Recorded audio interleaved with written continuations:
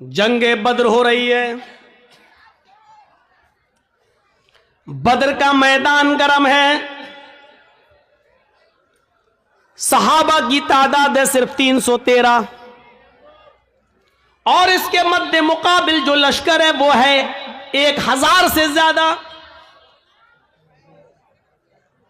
आपको यह भी बता दूं कि उन 1000 लश्कर के पास, काफिरों के पास तीर भी है, तलवारें भी हैं, ढाल भी है, नेजा भी है, घोड़े भी हैं। वो सब नौजवान हैं, हट्टे खट्टे तंदुरुस्त हैं और सारी चीजें आलाते हर्ब, जंग का हर सामान है उनके पास। और उनके मुकाबले में कितने हैं? 313। और ये 313 कौन है? जवान, बूढ़े और कुछ बच्चे जब मिलाए गए और इनकी गिनती तब जाकर होती है 313। और इन 313 लोगों के पास, इन 313 सहाबा के पास सिर्फ 2 घोड़े हैं। आलाते हर्ब का हाल यह है कि किसी के पास तीर है लेकिन छोड़ने के लिए कमान नहीं है, किसी के पास कमान है लेकिन छोड़ने के लिए तीर नहीं है, किसी के पास तलवार है लेकिन काफिरों के हमले से बचने के लिए ढाल नहीं है। वो तलवार चलाए लेकिन काफिर जब उस पर हमला करे तो अपना बचाव किससे करे? उसके पास ढाल नहीं है।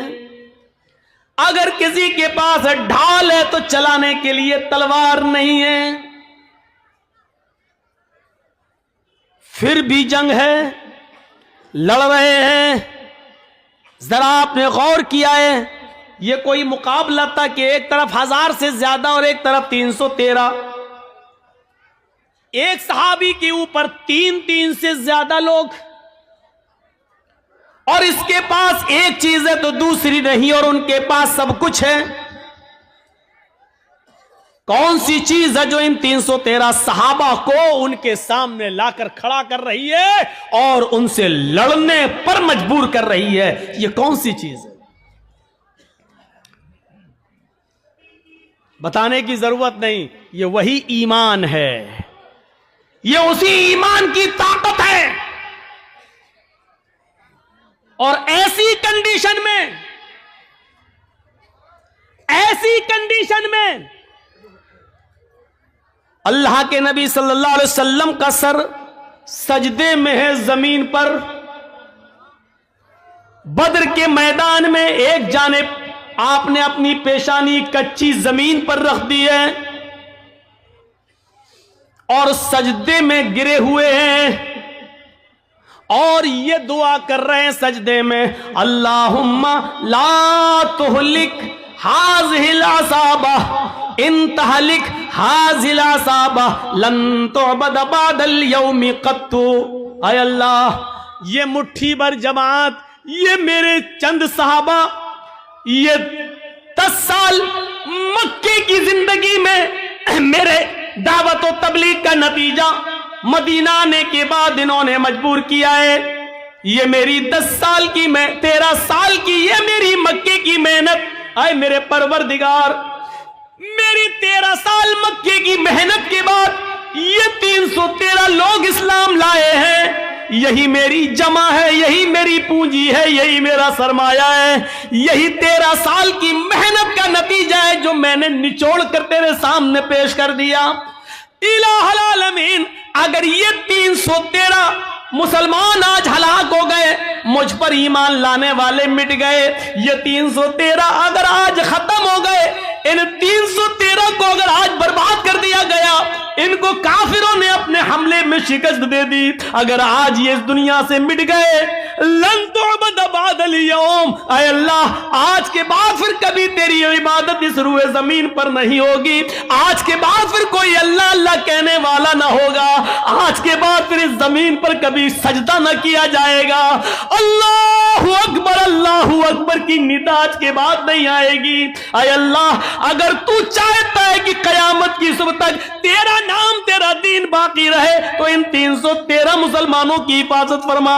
ये मेरी 13 साल की मेहनत का नतीजा है। आय अल्लाह, तू इनकी हिफाजत फरमा। ये नबी की उस वक्त की दुआ भी थी जो सजदे में आपने पढ़ी थी। सजदे में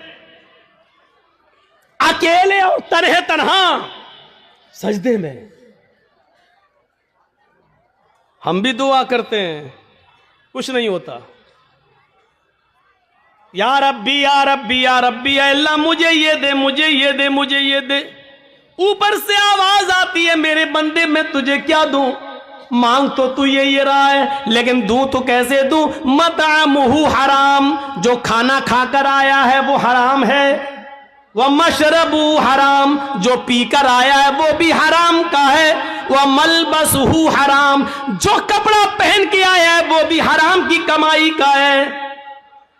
वह गुज़िया बिल हराम, तेरे जिस्म में जो खून दौड़ रहा है वो हराम कमाई खा खाकर उसी का बना हुआ खून तेरे जिस्म में दौड़ रहा है। फ़अन्ना युस्तजाबु लिज़ालिक, ओ मेरे बंदे मैं तेरी दुआ सुनूं तो कहां से सुनूं? तू पूरा का पूरा नापाक है। खाना तेरा नापाक, कपड़ा नापाक, पानी नापाक, बदन में जो खून दौड़ रहा है वो नजिस और नापाक। आए मेरे बंदे मैं तेरी दुआ सुनूं तो कहां से सुनूं? अल्लाह सुनता नहीं है, ऐसे सुन लेगा अल्लाह? 13 साल की मेहनत के बाद का अल्लाह ये 313 बर्बाद हो गए। तो कभी इस रुए जमीन पर तेरी इबादत नहीं होगी। अल्लाह अल्लाह कोई नहीं कहेगा। ईमान का जज्बा देखिए, क्या था ईमान। 1000 से लड़ रहे। इमाम अहमद इब्न हंबल के पास एक औरत आती है। गौर करके देखिए, इस औरत के सवाल के बाद हमारी हैसियत क्या रह जाती है, जरा तसव्वुर कीजिए। एक औरत आती है, कहती है कि इमाम साहब एक मसला पूछने आई हूं। कहा क्या मसला पूछती हूं? कहा मैं चरखा चलाती हूं। चरखा जानते हैं ना, महात्मा गांधी वाला चरखा मालूम है ना? हम लोगों के यहां तो आज भी लगे हुए हैं कहीं कहीं।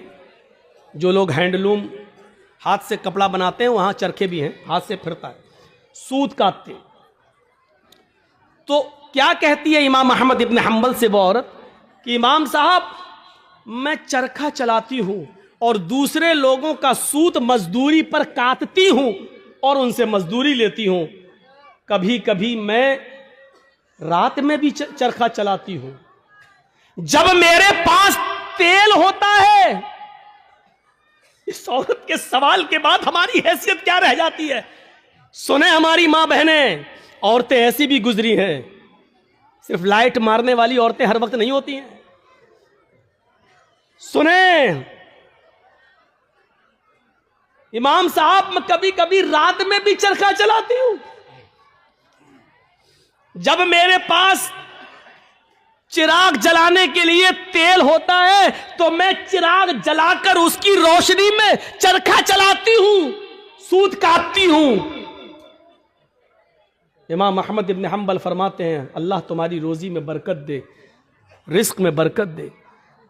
कहा इमाम साहब कभी कभी चिराग में तेल नहीं होता हमारे पास, लेकिन हमारे पड़ोस में खुला हुआ आंगन है, हमारे पड़ोसी का खुला हुआ आंगन है।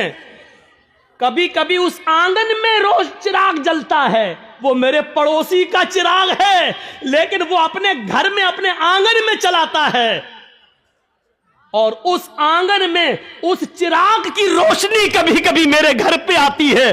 अगर मैं उस रोशनी में चिराग जला सूत फिरा लूं, उस पड़ोसी की रोशनी में अगर मैं सूत फिराऊं, चरखा चलाऊं, तो उस पड़ोस की रोशनी से जो सूद में फिराऊं और उसकी कीमत में मैं अपने मालिक से लूं तो ये कीमत मेरे लिए हलाल होगी या हराम होगी? क्या मैं उस रोशनी में जो चरखा चलाकर जो पैसा कमाऊं वो मेरे लिए जायज होगा या नाजायज होगा? तसव्वुर करो, इमाम अहमद इब्न हंबल गश खा के चक्कर खा के गिर जाते हैं कि इस दुनिया में, इस दौर में ऐसी औरतें भी मौजूद हैं जो तकवे का ऐसा मायार अपने अंदर पैदा की हुई हैं, इस ऐसा मायार अपने अंदर पैदा की हुई हैं। इस तकवे की रोशनी में जरा तसव्वुर करो, हम कहां हैं, हमारी रोजी क्या है, हमारा माल क्या है, हमारी इनकम क्या है, हमारी इनकम आ कहां से रही है? इस औरत के सवाल के बाद हम तसव्वुर करें कि हम कहां खड़े हैं।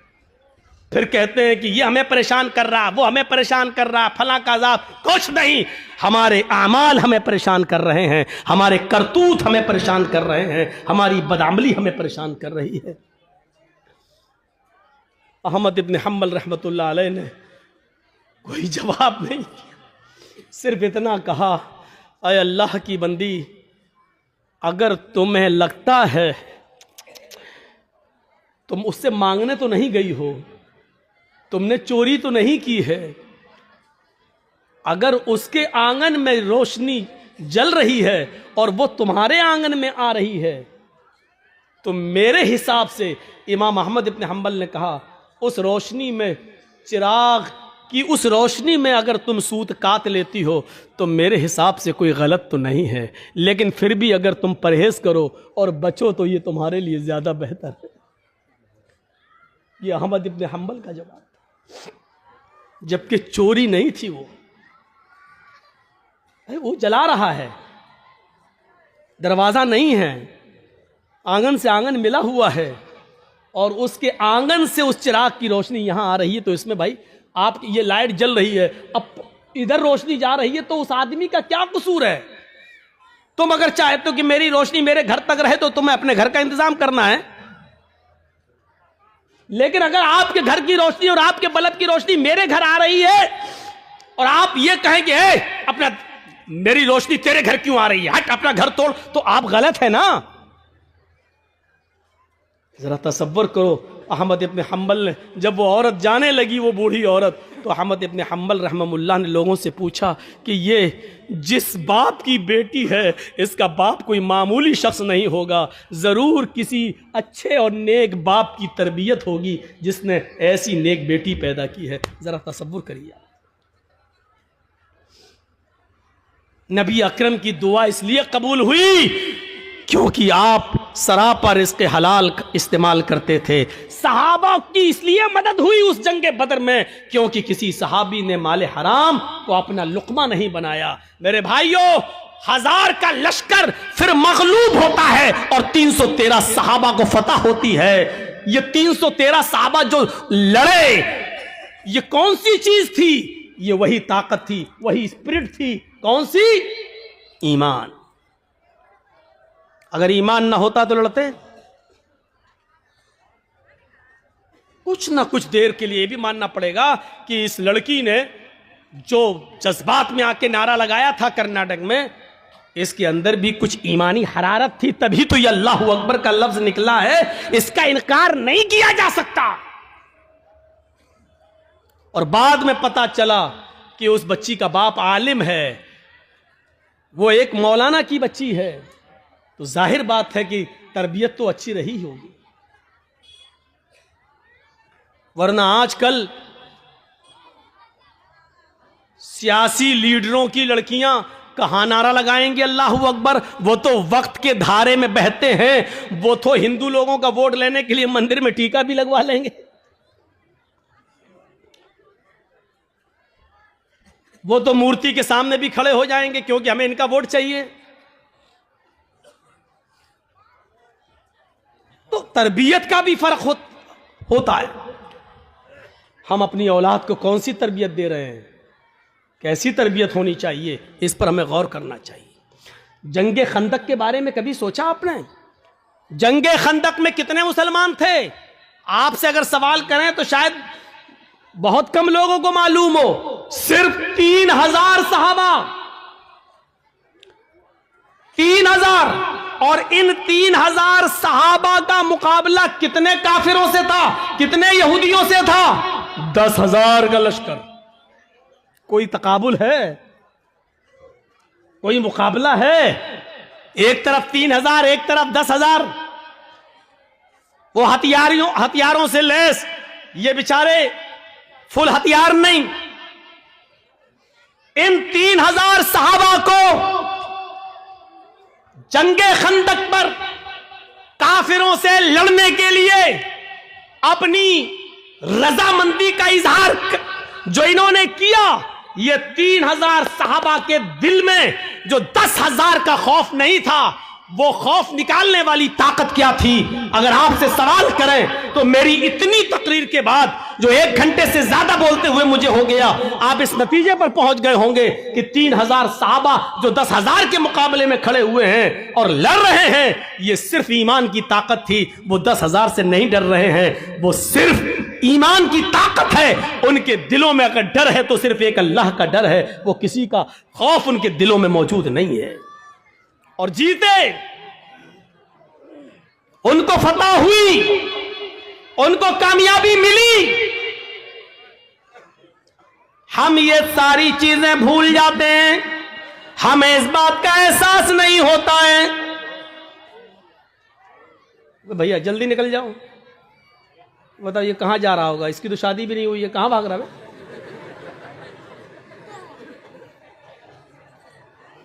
ओ वो देखो, वो चाचा उठ के जा रहे हैं।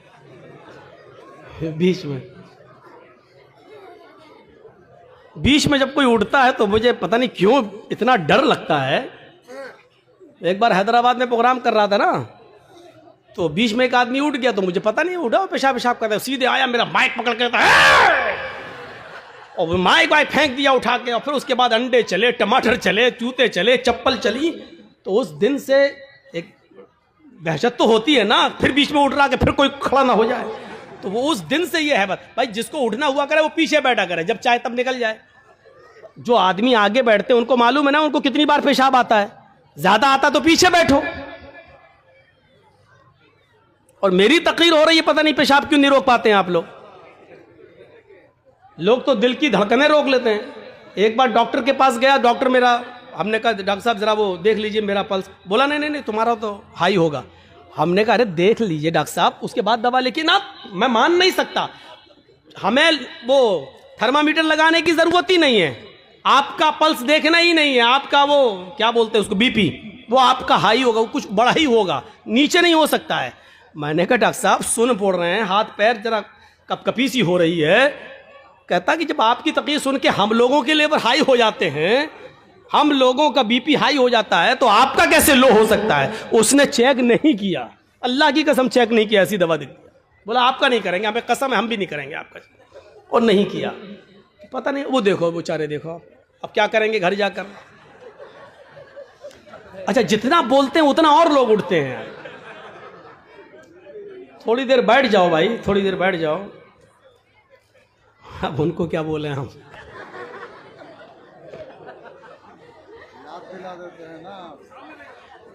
वो चचा जा रहे हैं बेचारे, अब तो चची के लायक भी नहीं है, फिर भी जा रहे हैं। क्या करेंगे जाके। अच्छा चलिए, अब आप लोग जाग गए हैं, थोड़ी बहुत नींद आ रही होगी, उसका गलबा खत्म हो गया है। सुनिए, तो अब आप अंदाजा लगाइए, वो खंदक 10,000 का मुकाबला 3,000 और जीत गए। क्या चीज थी? वही अल्लाह का खौफ, वही अल्लाह का डर। जैसे एक पुलिस वाले में यह ताकत होती कि वो अकेला नहीं, सरकार की ताकत है उसके पास, ऐसे ही जो पक्का सच्चा मोमिन है वो डरता नहीं है। अल्लाह की ताकत है उसके पास, ईमान है उसके पास, ईमान की ताकत है उसके पास, उसको खौफ नहीं होता है, वो लड़ता है, आमादा हो जाता है। ये वाकया सुनाया है, लेकिन फिर भी आपको सुना देता हूं। सुमैया रजी अल्लाह ताला अन्हा का क्या मैटर था? अबू जहल के सामने खड़ी है, तबकात के अल्फाज है, इब्ने साद ने नकल किया है कि उसने सुमैया के कपड़े तक फाड़ दिए, फिर भी कहती है नहीं, अल्लाह एक है। अबू जहल ने नेजा लिया, नेजा, तबकात के अल्फाज, वो नेजा उसकी शर्मगाह में दाखिल कर दिया। सुनना बहुत आसान है, लेकिन एक हल्की सी खरोंच हम बर्दाश्त नहीं कर सकते हैं, उसकी तो शर्मगाह में नेजा। इधर से डाला, उस तरफ निकाल दिया, और हाथ पीछे से बंधे हो, वो नेजा पकड़ के निकाल भी नहीं सकती हो। और ऐसी कंडीशन में भी देखिए ईमान की ताकत क्या, वो ये नहीं कह रही अल्लाह मेरी हिफाजत फरमा, अल्लाह मुझे बचा ले इस दुश्मन से, ये नहीं कह रही है। उसकी जबान से जो जुमले निकलते हैं वो जुमले ये, या रब्बी सब्बित कदमी अला दीनिक, ऐ अल्लाह इसकी दी हुई सजाओं पर मेरे कदमों को साबित रखना, मेरे ईमान पर, कहीं इसकी सजाएं मुझसे मेरा ईमान न छीन ले। जान जा रही जाए, रूह निकलती निकल जाए, लेकिन ईमान, मेरी आखिरी हालत में ईमान ना निकल जाए। कहीं ऐसा ना हो कि इसकी दी हुई तकलीफें मैं झुक जाऊं और इसकी बात मान लूं और ईमान से हाथ धो बैठूं। ऐसा ना हो कहीं। सब्बित कदमैया अला दीनिक, ऐ अल्लाह अपने दीन पर, अपने इस ईमान पर मेरे दिल को साबित कदम रखना, मेरे कदम को साबित रखना, मैं बहकने ना पाऊं, ईमान मुझसे न छीन लिया जाए। ये दुआ उसके मुंह से निकलती है। हम लोग तो जलसा खत्म होने के बाद कहते हैं अल्लाह जब तक जिंदा रखना ईमान पर, इस्लाम पर रखना, और जब खात्मा हो तो ईमान पर हमारा खात्मा फरमाना। हो गई तकरीर, खत्म, जाओ। अब 1 साल के बाद जब जर्जी साहब आएंगे तब तक आप इस्लाम पे अमल करेंगे। कोई मर गया तो वो ईमान पर उसका खात्मा हुआ है। हमने सब कुछ दुआओं को ही समझ लिया है। सहाबा किराम सब कुछ करने के बाद दुआ करते थे। अल्लाह के रसूल पहले अल्लाह पर भरोसा किए, 313 लोगों को निकाल के लाए।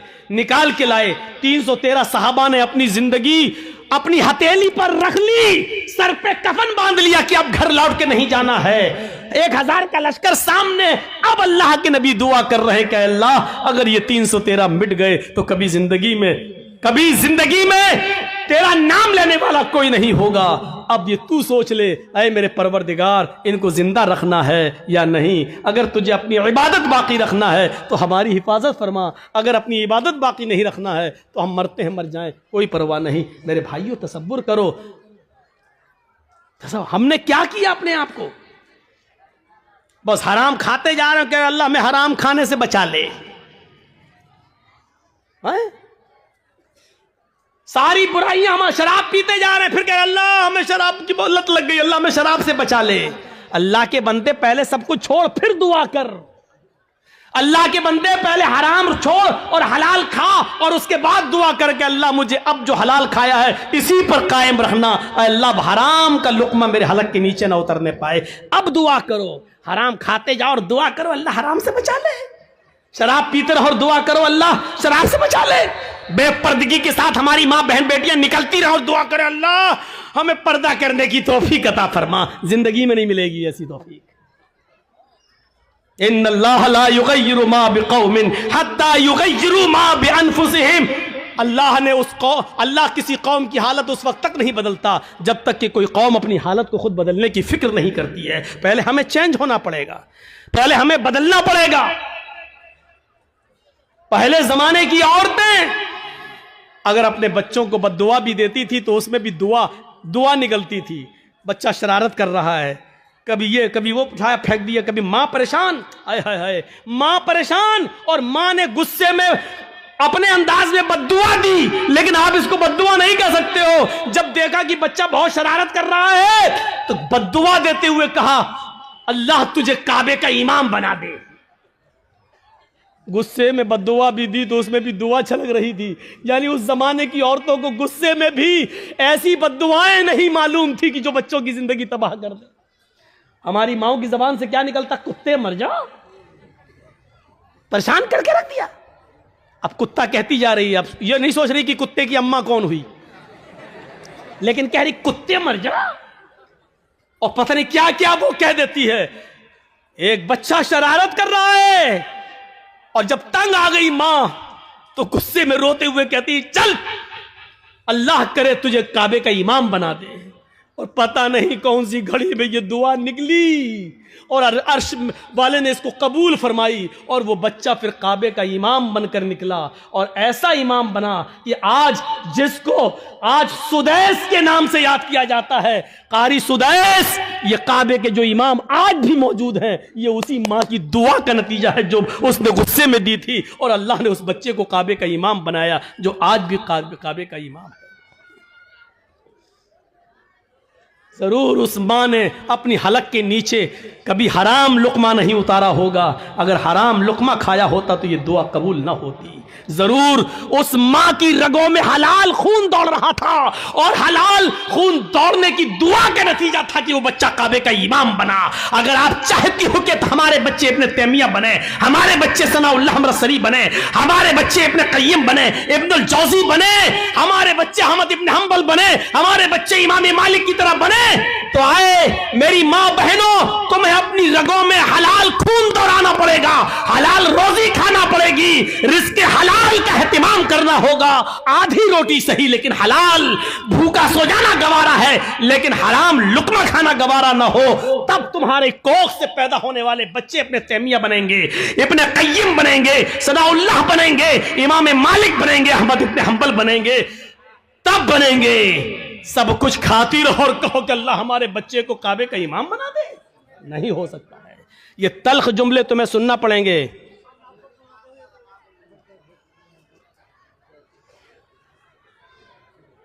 सुनना पड़ेंगे तल्ख जुमले।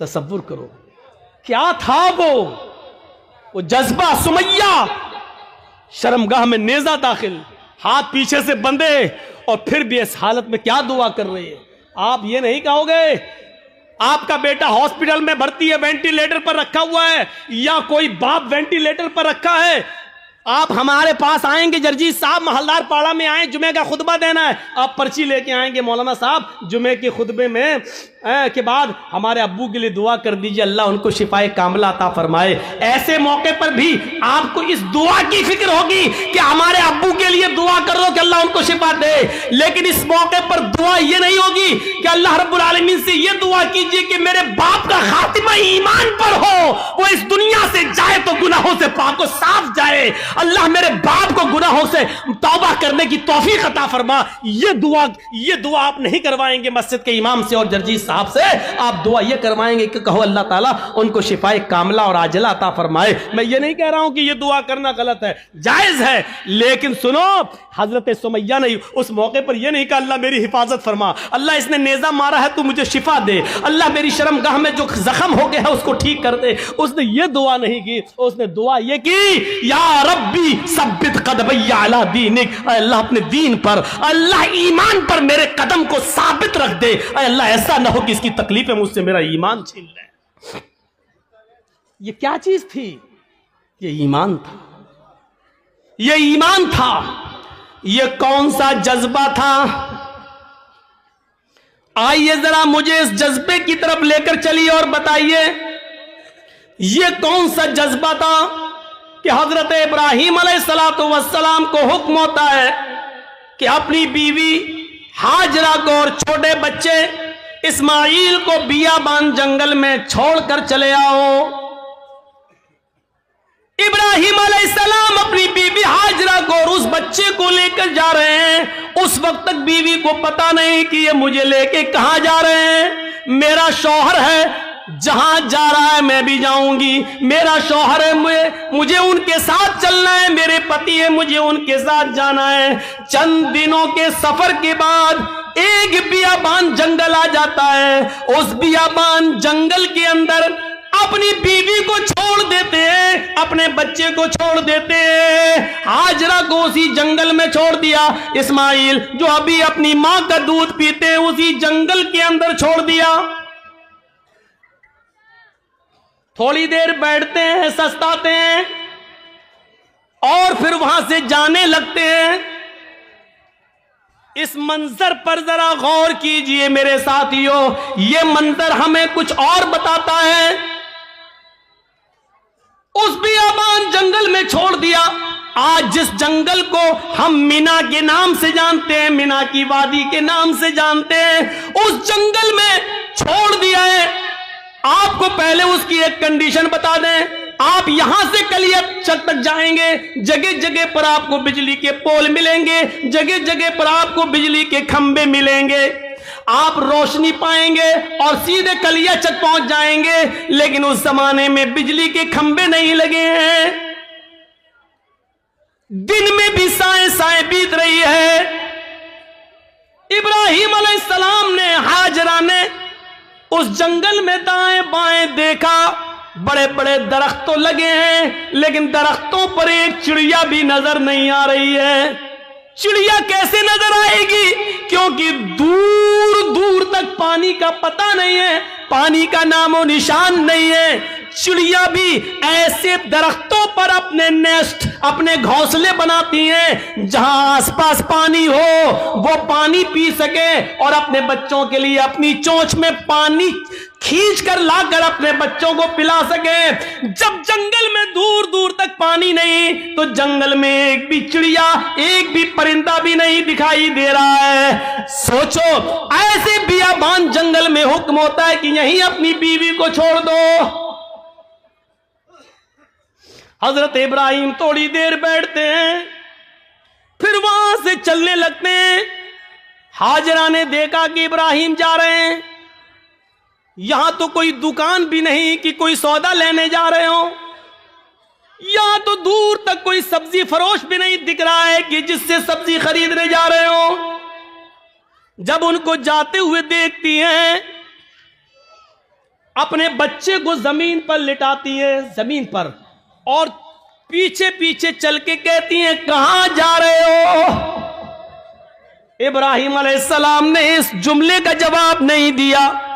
कहां जा रहे हो? कुछ नहीं बोला, सीधे और आगे बढ़ते हैं। बीवी ने कहा, रे मैं पूछ रही हूं कहां जा रहे हो? इब्राहिम अलैहिस्सलाम ने अभी भी जवाब नहीं दिया। इब्राहिम अलैहिस्सलाम सीधे चले चले जा रहे हैं, पीछे मुड़कर देखने का नाम नहीं लेते, न बीवी को देख रहे हैं न बच्चे को देख रहे हैं, चले चले जा रहे हैं। हाजरा ने अब पीछे से उनका दामन थामा, पीछे से उनका कुर्ता पकड़ा, पीछे से उनका दामन पकड़कर खींचा और खींच कर कहा, मैं कुछ पूछ रही हूं कि कहां जा रहे हो? हजरत इब्राहिम अलैहिस्सलाम ने ऐसे अपनी बीवी का हाथ पकड़ा और उसको यूं पकड़ के झटक दिया और आगे बढ़ने लगे। तब बीवी चीख कर कहती है, आए इब्राहिम, कुछ तो बोलो, क्या मैंने आपकी बीवी होकर आपकी कोई नाफरमानी की है? हक की रिफाकत को अदा करने में मुझसे कोई गुस्ताखी हुई है? मियां बीवी के जो हुकूक होते हैं उसमें कोई हमसे कमी हुई है? खिदमत में कोई कमी हुई है? आपकी सेवा में कुछ कमी हुई है? मुझसे कोई लग़्ज़िश हुई है जो इस बियाबान जंगल में मुझे और इस बच्चे को अकेले छोड़ के जा रहे हो? इब्राहिम अलैहिस्सलाम की आंखों में आंसू आ गए, लेकिन आंसुओं को जमीन पर नहीं गिरने दिया। आंखें चढ़ा ली, नजरें आसमान पे डाली और आंखों से गिरने वाले आंसुओं को आंखों ही में पी गए, उसका एक कतरा भी जमीन पर नहीं गिरने दिया। फिर इसका भी जवाब नहीं दिया, आगे बढ़ते गए। जब इसका भी जवाब नहीं मिला तो हाजरा एक जुमला कहती हैं, ऐ इब्राहिम, जा रहे हो तो जाओ, लेकिन ये बताओ कि कब आओगे? इब्राहिम अलैहिस्सलाम के पास इस बात का भी जवाब नहीं, कुछ नहीं बोल रहे हैं। आगे बढ़ते चले जा रहे हैं, खुशी खुशी लाए, अच्छी बातें करते हुए लाए, बीवी से प्यार भरी बातें करते हुए लाए, लेकिन जब जंगल में छोड़ा तो ऐसे पीठ फेर ली जैसे ये मेरी बीवी ही ना हो। जो पूछ रही है उसका भी जवाब नहीं, बीवी के सवाल भी गलत नहीं है, सही कह रही है कि मुझे अकेले, इस बच्चे को अकेले छोड़ के जा रहे हो, और वो भी इस बियाबान जंगल में, लेकिन जवाब नहीं है।